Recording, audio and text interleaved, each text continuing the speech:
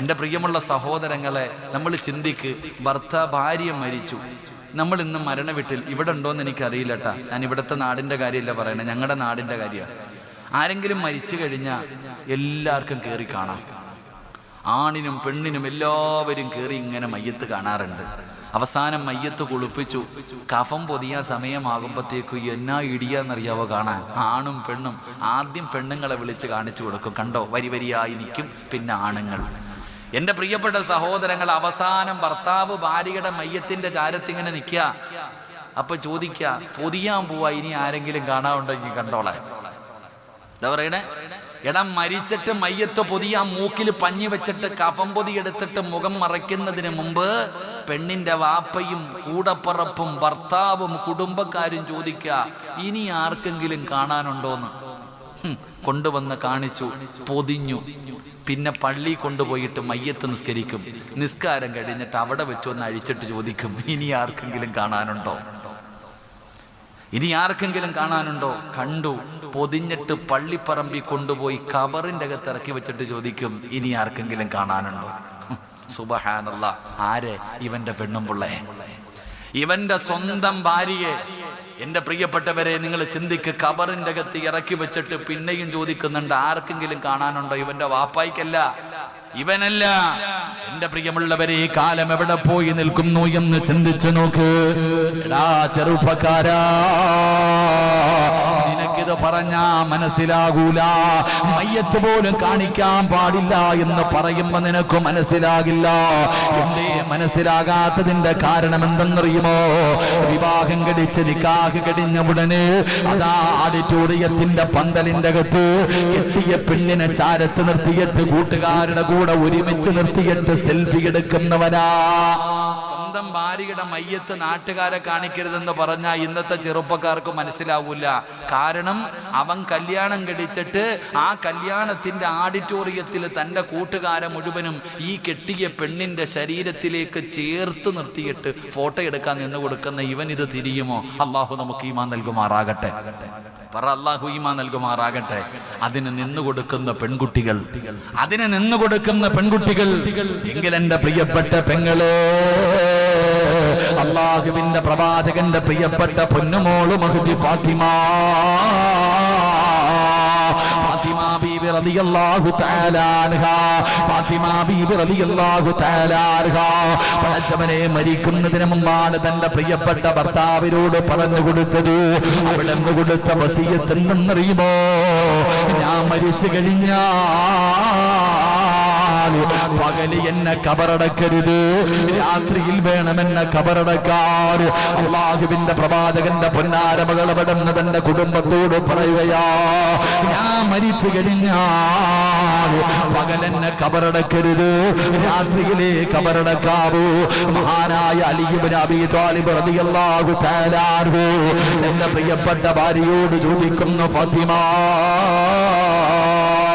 പറയാറുള്ള കാരണം എന്താ? എന്തേ പകല് കബറടക്കിയാൽ ആ സമയത്ത് അവിടെന്ന് പറഞ്ഞ മറുപടി എന്തെന്നറിയുമോ? എന്റെ ശരീരം നിങ്ങളല്ലാതെ ഇന്ന് വരെ ഒരു അന്യ പുരുഷനെ കണ്ടിട്ടില്ല. എന്റെ ശരീരമോ എന്റെ ഔറത്തോ ഇന്ന് വരെ ഒരു അന്യ പുരുഷനെ കണ്ടിട്ടില്ല. പകലാണ് എന്നെ കബറടക്കുന്നതെങ്കിലോ എന്റെ മയ്യത്ത് പൊതിയുന്നത്, എന്റെ മയ്യത്ത് ചുമക്കുന്നത്, എന്റെ മയ്യത്ത് കബറിൽ ഇറക്കി വെക്കുന്നത് അന്യ പുരുഷന്മാരായിരിക്കുമല്ലോ അലിയേ. 3 കഷ്ടം വെള്ള തുണിയില് പൊതിഞ്ഞിട്ട് എന്റെ മയ്യത്ത് ഇങ്ങനെ ചുമന്നു കൊണ്ടുപോകുമ്പോ കബറിന്റെ അകത്തേക്ക് ഇറക്കുമ്പോ അവരെന്റെ ശരീരത്തിന്റെ വടിവ് കാടുമല്ലോ. അതെനിക്കിഷ്ടമല്ല അലിയേ. അതുകൊണ്ട് രാത്രിയിലെ എന്നെ മയ്യത്ത് കബറടക്കാവൂ എന്ന് തന്റെ പ്രിയപ്പെട്ട ഭർത്താവിനോട് അല്ലാഹുവിന്റെ പ്രവാചകന്റെ പൊന്നാര മകൾ പറഞ്ഞു കൊടുക്കുമ്പോ ആ ഫാത്തിമ ബീബി റളിയല്ലാഹു തആല അൻഹയുടെ പുറകിൽ നിന്നാണടി നിനക്ക് സ്വർഗ്ഗത്തിൽ പോകേണ്ടത്. ആ ഫാത്തിമയല്ലേ സ്വർഗ്ഗത്തിന്റെ റാണി.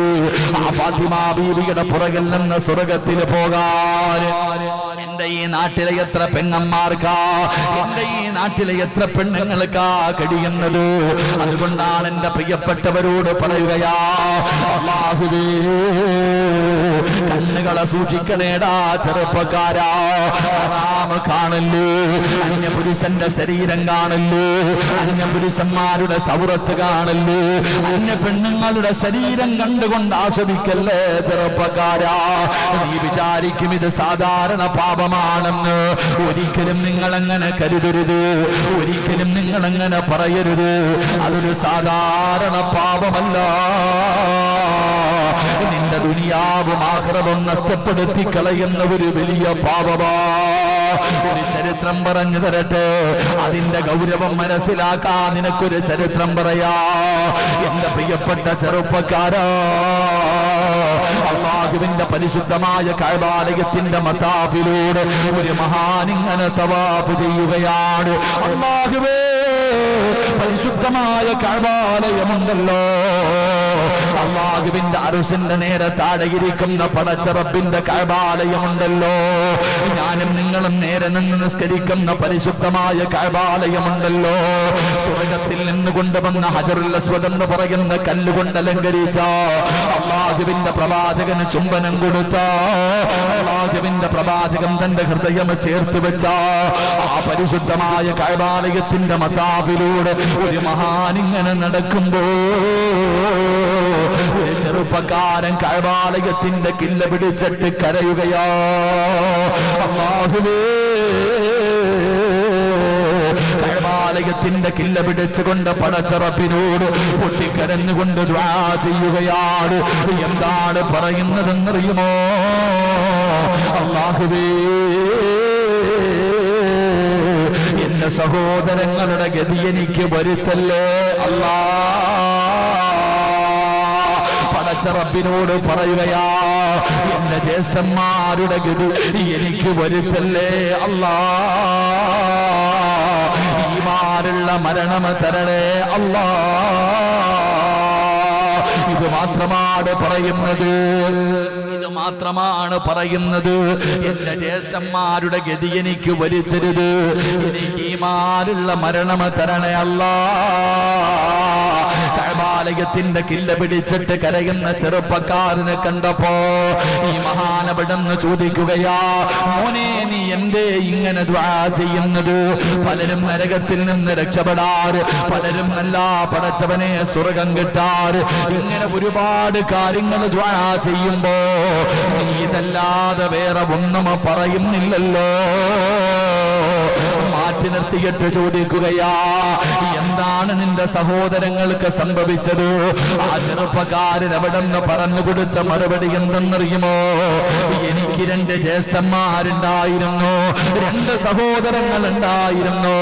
എന്റെ 1ാമത്തെ സഹോദരന്റെ ജോലി എന്തെന്നറിയുമോ? അല്ലാഹുവിന്റെ പള്ളിയിൽ 5 നേരം ഹയ്യ അലസ്സലാ ഹയ്യ അലൽ ഫലാ, അല്ലാഹുവിന്റെ പള്ളിയിൽ 5 നേരം ബാങ്ക് വിളിക്കുന്ന മുഅദ്ദിനാ. എന്റെ ജ്യേഷ്ഠന്റെ ജോലി ബാങ്ക് വിളിക്കലായിരുന്നു. എന്റെ പ്രിയപ്പെട്ട വാപ്പാ അല്ലാഹുവിന്റെ പള്ളിയിൽ ബാങ്ക് വിളിച്ചത് 40 കൊല്ലമാ. 40 വർഷക്കാലം അല്ലാഹുവിന്റെ പള്ളിയിലെ ബാങ്ക് വിളിച്ചിരുന്ന ജ്യേഷ്ഠനായിരുന്നു. എത്ര വലിയ പ്രതിഫലമാണെന്ന് ചിന്തിച്ചു നോക്കൂ. അല്ലാഹുവിന്റെ പള്ളിയിലെ ബാങ്ക് വിളിക്കുന്നവർക്ക് പടച്ച റബ്ബ് കൊടുക്കുന്ന പ്രതിഫലം എത്രയോ വലുതാ ചെറുപ്പക്കാരാ. മോനെ, ജീവിതത്തിൽ ഒരിക്കലെങ്കിലും ബാങ്ക് വിളിക്കണമെടോ. അല്ലാഹുവിന്റെ പള്ളിയിൽ പോയിട്ട് മുഅദ്ദിൻ ഉസ്താദിന്റെ കയ്യിൽ പിടിച്ചിട്ട് അവിടെ നിന്ന് ചോദിക്കണം, ഉസ്താദ് എനിക്കൊരവസരം തരുമോ? ഒരിക്കലെങ്കിലും ഒന്ന് ബാങ്ക് വിളിക്കാൻ. കാരണം ബാങ്ക് വിളിക്കുന്നതിന് വല്ലാത്ത പ്രതിഫലമാ. ഇന്ന് പള്ളിയിലെ പ്രസിഡന്റ് ആകാനും മത്സരമാണല്ലോ, വോട്ടാണല്ലോ, ഇലക്ഷനാണല്ലോ. വീടുകൾ തോറും കയറിയിറങ്ങിയിട്ട് രാഷ്ട്രീയക്കാര് വോട്ട് പിടിക്കുന്നത് പോലെ പള്ളികളുടെ പ്രസിഡന്റ് ആകാ, സെക്രട്ടറി ആകാ, വോട്ട് കിട്ടുന്ന കാലമാണല്ലോ. പള്ളിയിലും കമ്മിറ്റിയെ തറക്കിയതാ, കറക്കിത്തറയിലിടാൻ ഒരുപാട് ഗൂഢാലോചനകൾ നടത്തുന്ന കാലമാണല്ലോ. അല്ലാഹുവേ, മഹാനായ നബി മുഹമ്മദ് മുസ്തഫ സല്ലല്ലാഹു അലൈഹി വസല്ലമ തങ്ങൾ പറയുകയാ, അല്ലാഹുവിന്റെ പള്ളിയിൽ ബാങ്ക് വിളിക്കുന്ന മനുഷ്യന് കിട്ടുന്ന പ്രതിഫലം അറിഞ്ഞിരുന്നെങ്കിൽ, അല്ലാഹുവിന്റെ പള്ളിയിൽ ബാങ്ക് വിളിക്കുന്ന മനുഷ്യന് അല്ലാഹു കൊടുക്കുന്ന പ്രതിഫലം അറിഞ്ഞിരുന്നെങ്കിൽ പ്രസിഡന്റ് ആകാ മത്സരിക്കൂല, സെക്രട്ടറി ആകാ പണം ചെലവഴിക്കില്ല, പള്ളിയിലെ മുഅദ്ദിനാകാൻ മത്സരിക്കുമായിരുന്നു എന്ന് ആദരവായ പ്രവാചകൻ നബി മുഹമ്മദ് മുസ്തഫ. ആദരവായ പ്രവാചകൻ നബി മുഹമ്മദ് മുസ്തഫ. 3 സ്വലാത്ത് സ്വല്ലല്ലാഹു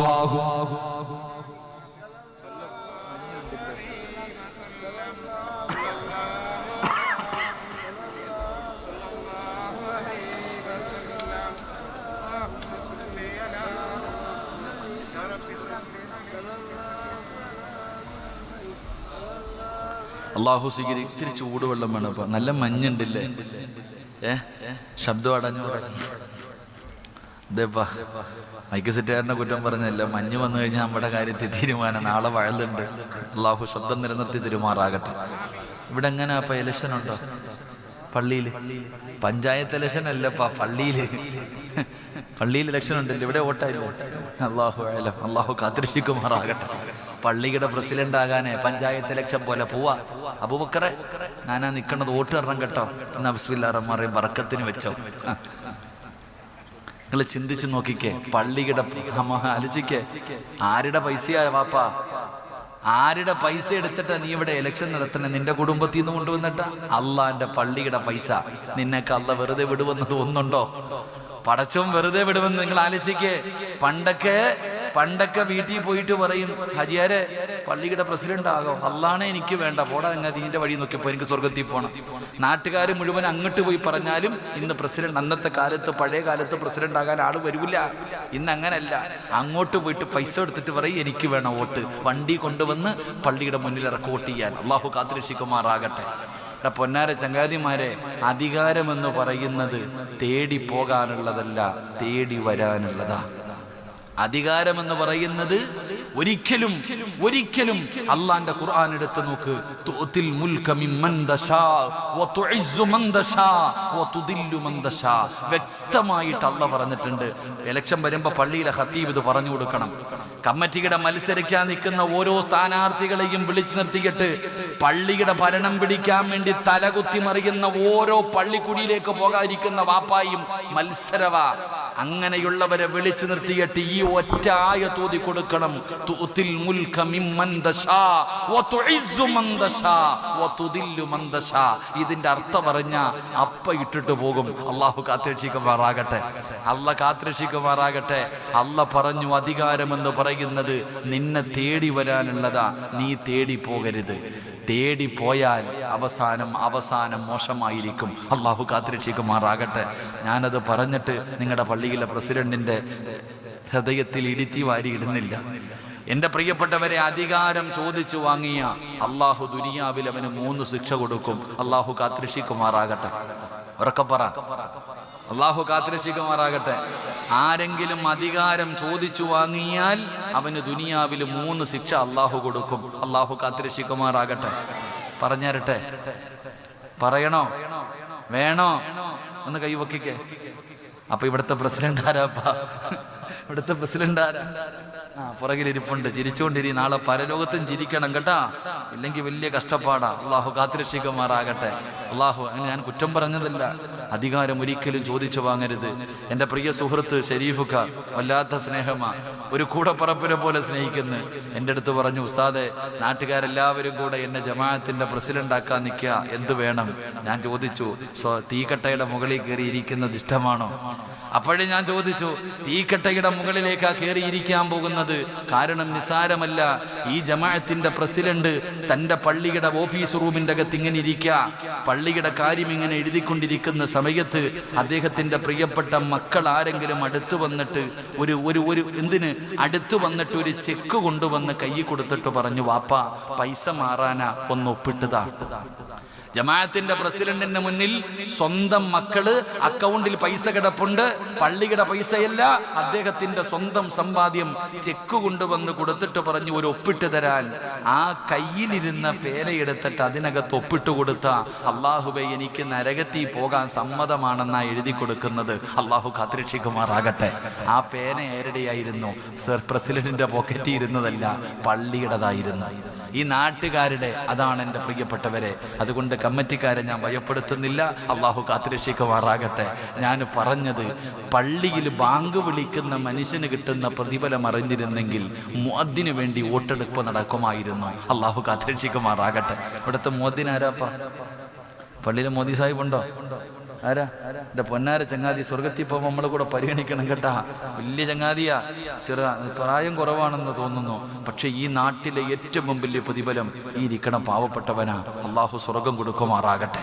അപ്പൊ ഞാൻ പറഞ്ഞു വന്നത്, പരിശുദ്ധമായ കഅബാലയത്തിന്റെ മതാഫിലിരുന്നു കൊണ്ട് ദുആ ചെയ്യുന്ന ചെറുപ്പക്കാരൻ മഹാനപടെന്ന് ചോദിക്കുന്നു, മോനെ എന്റെ സഹോദരങ്ങൾക്ക് എന്താണ് സംഭവിച്ചത്? തങ്ങളെ, എന്റെ ഒന്നാമത്തെ ജ്യേഷ്ഠനുണ്ടല്ലോ, അല്ലാഹുവിന്റെ പള്ളിയിൽ 40 വർഷം ബാങ്ക് വിളിച്ച മനുഷ്യരാ, അവസാനം മരണമെടുത്തു, സക്കറാത്തിന്റെ അവസ്ഥ എടുത്തു. ആ മരണത്തോട് മല്ലടിക്കുന്ന സമയത്ത് എന്നെ വിളിച്ചിട്ട് പറഞ്ഞു, മോനെ അല്ലാഹുവിന്റെ ഖുർആൻ എടുത്തുകൊണ്ട് വരാറ്. എനിക്ക് വല്ലാത്ത സന്തോഷമായി. ജ്യേഷ്ഠന് ഖുർആൻ ഓതിയിട്ട് മരിക്കാനായിരിക്കും. ഒരുപാട് കാലം ബാങ്ക് വിളിച്ച മനുഷ്യനാണല്ലോ. ഖുർആൻ എടുത്ത് കയ്യിലേക്ക് കൊണ്ടു കൊടുക്കുമ്പോ വലിച്ചെറിയുകയാ.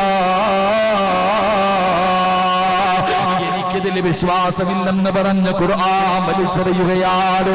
എന്നിട്ട് ചെറുപ്പക്കാരൻ കരഞ്ഞുകൊണ്ട് പറയുകയാ, എന്റെ ജ്യേഷ്ഠൻ ഈമാനില്ലാതെ മരിച്ചുപോയി.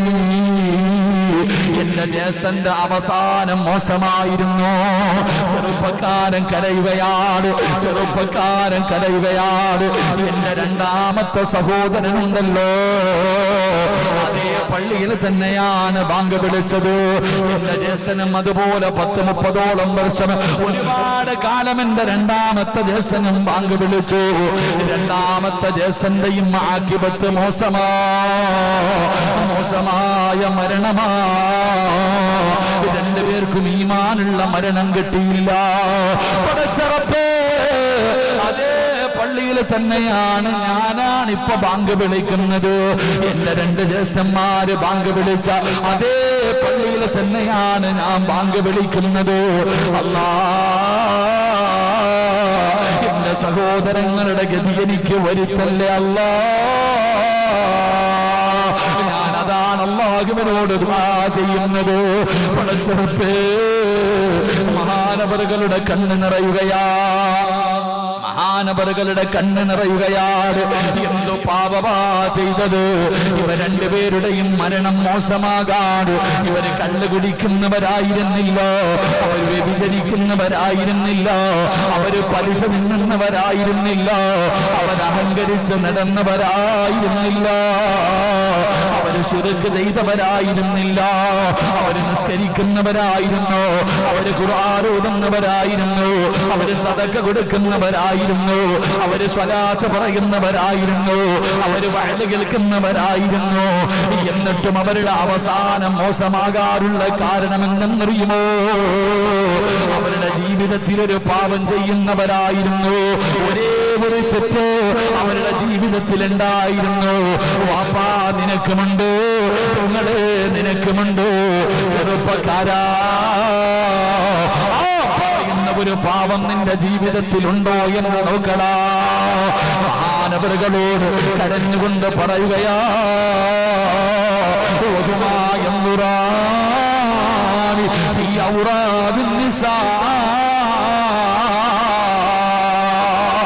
എന്റെ 2 സഹോദരന്മാർക്ക് ഒരേ ഒരു ദുശീലമേ ഉണ്ടായിരുന്നുള്ളൂ. ഏത് ദുശീലമെന്നറിയുമോ? അന്യ പെണ്ണുങ്ങളുടെ ഔറത്ത് കാണുന്ന ഒരു സ്വഭാവമുണ്ടായിരുന്നു. അന്യ പെണ്ണുങ്ങളുടെ ഔറത്ത് കാണുന്ന ഒരു സ്വഭാവമുണ്ടായിരുന്നു തങ്ങള്. അതുകൊണ്ടായിരിക്കാം എന്നെ കൂടപ്പിറപ്പുകളുടെ അവസാനം മോശമായി പോയത്. അവിടുന്ന് കരഞ്ഞുകൊണ്ട് പറയുമ്പോ ഇനി പറയടാ, സാധാരണ പാപമാണോ? പടച്ചവനെ യൂട്യൂബിനകത്ത് കയറിയിട്ട് അല്ലാഹുവേ, ഉടുതുണിയില്ലാത്ത പെണ്ണിന്റെ വീഡിയോ കാണുന്ന ചെറുപ്പക്കാരാ, എന്റെ പ്രിയപ്പെട്ട പെങ്ങള്, വാട്സപ്പിലൂടെ കാമുകന് നല്ല ചിത്രം അയച്ചു കൊടുക്കുന്ന പെണ്ണ്, എന്റെ പ്രിയപ്പെട്ട ഭർത്താക്കന്മാരെ, എടാ സായിപ്പ് ഉടുതുണിയില്ലാതെ കിടന്ന് വ്യഭിചരിക്കുന്നതിന്റെ വീഡിയോ മകന് കൊടുത്ത് വിവാഹം കഴിച്ച പ്രിയപ്പെട്ട ഭാര്യയെ മണിയറയ്ക്കകത്ത് പിടിച്ചടുത്തിരുത്തിയിട്ട് ആ വൃത്തികെട്ട വീഡിയോ കാണിച്ചു കൊടുക്കുന്ന ചെറുപ്പക്കാരാ, അല്ലാഹു നമുക്ക് ഈമാൻ തരുമാറാകട്ടെ. എത്ര വ്യക്തമായി ചിന്തിച്ചു നോക്ക്. എന്റെ ചെറുപ്പക്കാർ, ആവശ്യമില്ലാത്ത സെക്സ് വീഡിയോ കാണുന്ന എത്രയോ ചെറുപ്പക്കാരുണ്ട്. ആവശ്യമില്ലാത്ത ശരീരത്തിന്റെ ഔറത്തുകൾ അന്യ പുരുഷന്മാരുടെ മൊബൈലിലേക്ക് സെൻഡ് ചെയ്തു കൊടുക്കുന്ന എത്ര പെൺകുട്ടികളുണ്ട്. സ്വന്തം വിവാഹം കഴിച്ച ഭാര്യയ്ക്ക് സായിപ്പിന്റെ വീഡിയോ കാണിച്ചു കൊടുക്കുന്ന ഭർത്താവ്. അള്ളാഹു കാത്തിരക്ഷിക്കുമാറാകട്ടെ. പിന്നെ എന്തിനാടാ പഹയ നീ പെണ്ണ് കെട്ടിയത്? കണ്ടവന്റെ കാണിച്ചു കൊടുക്കാനാണെങ്കിൽ പിന്നെ എന്തിനാ എൻ്റെ പ്രിയപ്പെട്ട ഭർത്താക്കന്മാർ? അള്ളാഹു നമുക്ക് ഈമാൻ നൽകുമാറാകട്ടെ. അത് നിസ്സാര പാപമല്ല, അത് നിസ്സാര പാപമല്ല. അതുകൊണ്ടാണ് 4000 പ്രവാചകന്മാരെ കണ്ട ലുഖ്മാനുൽ ഹക്കീം റളിയല്ലാഹു തആല അൻഹു നമ്മളോട് പറഞ്ഞു തരികയാ, അന്യ വീട്ടിലേക്ക് കടന്നുപോയാൽ നിന്റെ കണ്ണിനെ നീ സൂക്ഷിക്ക്.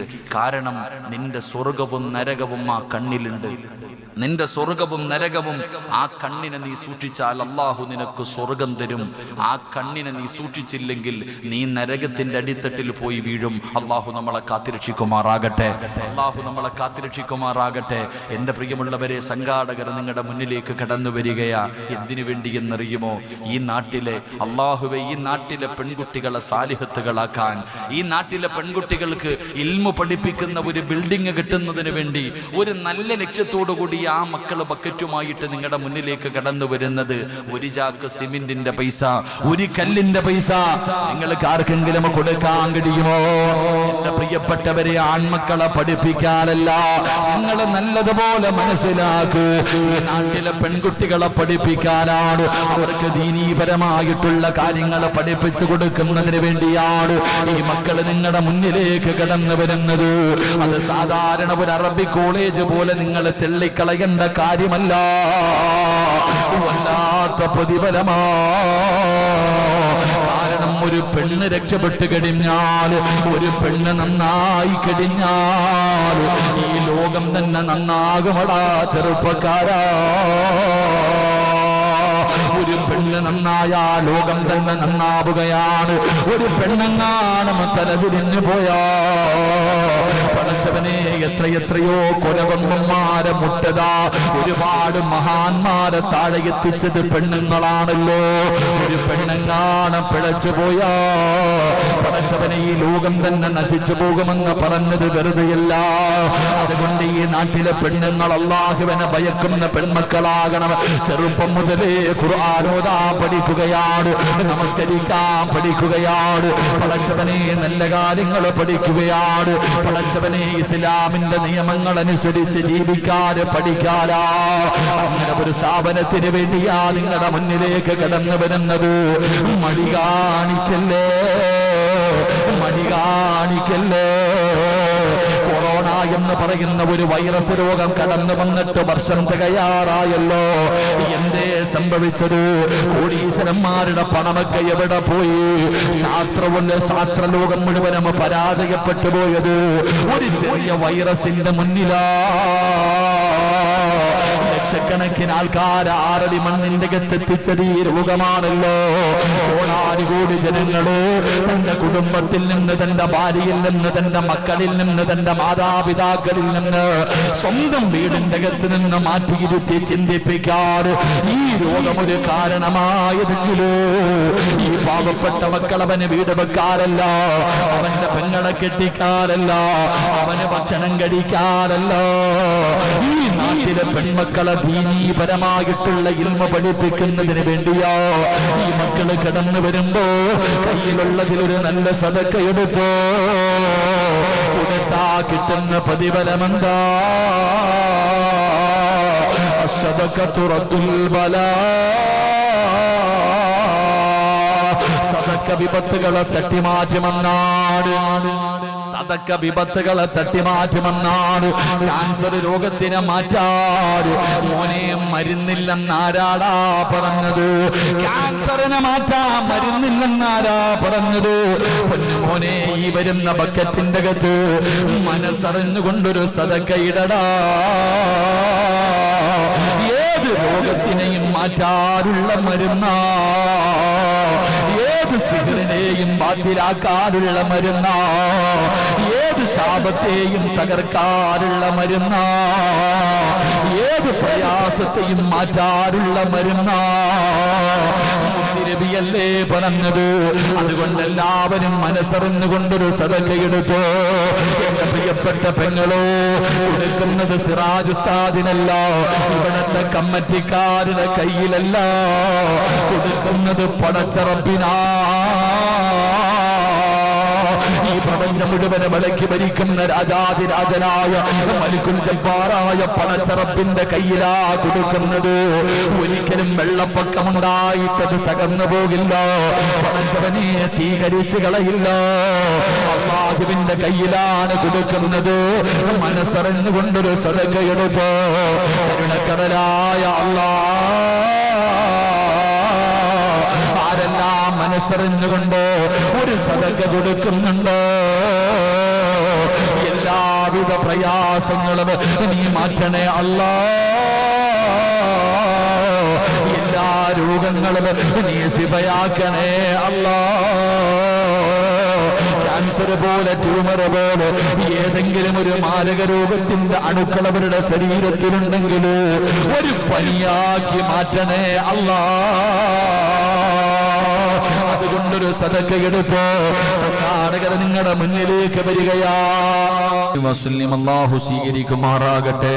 കരുണക്കടലായ ദയാലുവായ അല്ലാഹ്, ഈ സ്വലാത്തിന്റെ ബറക്കത്ത് കൊണ്ട് ആരെല്ലാം മനസ്സറിഞ്ഞുകൊണ്ടൊരു സദഖ കൊടുക്കുന്നോ, കരുണക്കടലായ അല്ലാഹ് അവരെ നീ അറുത്തു മുറിക്കല്ലേ തമ്പുരാന്. മാരകമായ ക്യാൻസർ പോലെയുള്ള സമ്പാദ്യം മുഴുവനും വിറ്റ് ചികിത്സിച്ചാലും മാറാത്ത ഒരു രോഗവും നീ കൊടുക്കല്ലേ അല്ലാഹ്. എല്ലാ പ്രയാസങ്ങളും നീ മാറ്റണേ അല്ലാഹ്. സമാധാനമുള്ള ജീവിതം കൊടുക്കണേ അല്ലാഹ്. പടച്ചവനെ, മരിക്കുന്ന സമയത്ത് ഈ ചെയ്യുന്ന ചെറിയ സദഖയാണെങ്കിലും ഇതിന്റെ പ്രതിഫലം കണ്ടു മരിക്കാറ് നീ ഭാഗ്യമ കൊടുക്കണേ അല്ലാഹ്. സ്വീകരിക്കുമാറാകട്ടെ. എല്ലാവരും മനസ്സറിഞ്ഞുകൊണ്ടൊരു നല്ല സദഖ. കാരണം ഈ നാട്ടിലെ പെൺകുട്ടികളെ ദീനീ കുടുംബമാക്കി മാറ്റാൻ ഒരു പെണ്ണ് നന്നായ ലോകം നന്നാകും. ഒരു പെണ്ണ് നന്നായാൽ അള്ളാഹുവിന്റെ ഖുർആൻ എടുത്തു നോക്ക്. വൽ ബലദു തയ്യിബു യഖ്റുജു നബാതുഹു ബിഇദ്നി റബ്ബി. അള്ളാഹുവിന്റെ ഖുർആൻ വ്യക്തമായി പറയുന്നുണ്ട്, ഒരു പെണ്ണ് നന്നായാൽ അവളുടെ മക്കൾ നന്നാകും, അവളുടെ ഭർത്താവ് നന്നാകും, അവളുടെ വീട് നന്നാകും, അവളുടെ നാട് നന്നാകും, അവളുടെ കുടുംബം നന്നാകും, ലോകം തന്നെ നന്നാകും ഒരു പെണ്ണ് നന്നായാൽ. അതുകൊണ്ട് ഈ നാട്ടിലെ പെൺകുട്ടികൾ ദീനീ ബോധമുള്ള പെൺകുട്ടികളാകണം. ഈ